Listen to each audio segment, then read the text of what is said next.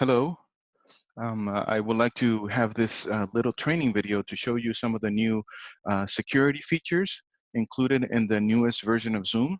We ask you to please upgrade your client to this new version so that we can then make sure that you're going to be more secure in having your video communication. Very well, I am now going to share my screen. So the first thing that happens is the fact that when you create a meeting or you schedule a meeting, there's two things that happens. Number one, a meeting password is by default added to your meeting. So every single meeting that you schedule will have a meeting password. That when you send out the invitation, the meeting password is included in the information that of the invitation itself. So you don't have to do much, but just be aware that there's a meeting password and somebody asks you, where do I connect? You have to give them the meeting ID and the meeting password, not just the meeting ID. Very well. The second thing we have to see is the fact that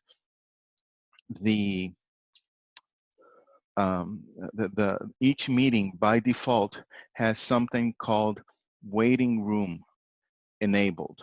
Okay, so the waiting room for all meetings is enabled by default. This means that each person that comes into the meeting will be placed in a waiting room. You see here, Elifelet is in a waiting room, waiting to be admitted to the meeting. Once somebody is going to let you know that somebody is in the waiting room, waiting for them to be admitted into, this is going to be what the screen looks like at the beginning, right? So it's going to tell you, hey, somebody's in the waiting room. You can go to your participants and then you can admit them into your meeting. Once you admit them, obviously, they will be able to join and participate. And here it is. Very well. So that is two security aspects that are enabled by default.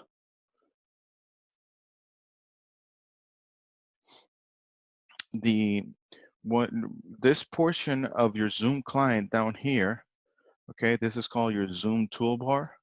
And in your Zoom toolbar, you'll find that there's a new area called the security area.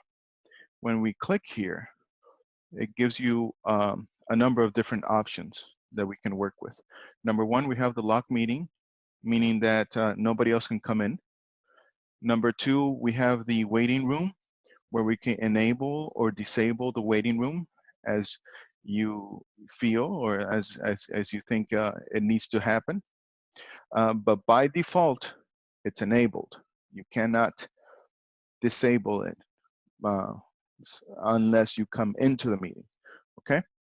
And then here in allow participants to, this is what you will allow your participants to do in this particular meeting. Right now, I am allowing them to share the screen. I'm allowing them to chat, and I am allowing them to rename themselves. Okay, but if we take out share screen, and it will only allow the host to share their screen, and nobody else will be able to share their screen.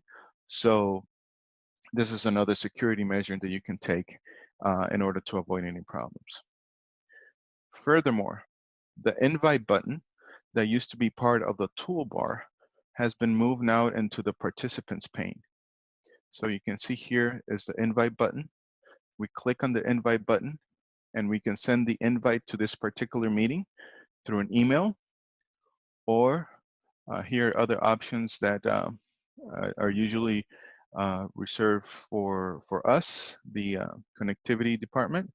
But you can also click on contacts, and you will see here all of the persons that belong to our Zoom account. And you can just, by doing one click, invite them to your meeting, and then they can join in as well. Remember that the meeting password is part of your invitation. So if you invite people by email, like you've probably done before, the meeting password will be included in what you are sending them, and they'll be able to know what the meeting ID and the meeting password is. However, if somebody asks you, calls you and asks you, where do I connect to?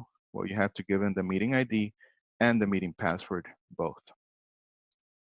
Um, Besides that, there are some behind the scenes security and privacy improvements that are done. The hosts, they do not have awareness of the remote systems as much. Before, they were able to be aware of what type, what type of system were they connecting in, and so on and so forth. But they cannot do that anymore. Okay. So those are the main security and privacy improvements that we see in our Zoom clients now. And we ask you to please update to this new client. That way you make sure you're protected and have a better experience utilizing Zoom. Thank you very much.